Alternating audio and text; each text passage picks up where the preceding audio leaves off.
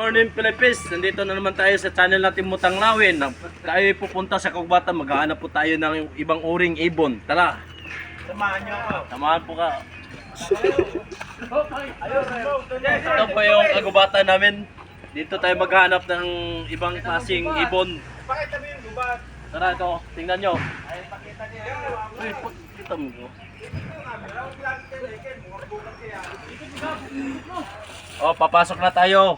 Guys, tara. Andito, may nakita na tayo ng isang uri ng ibon. Ito ay tinatawag na isang kwago. Isang sisiw na kwago. Yan, hawakan natin.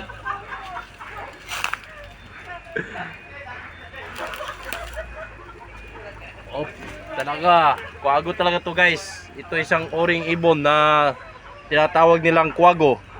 Dito lang po to nakikita sa Pipes. Ito sa Kagubatan. O, tingnan po.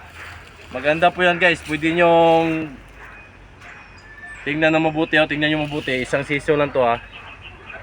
O. Ito isang uring kwago na makikita lang dito sa Pilipinas. Dito sa Batangas.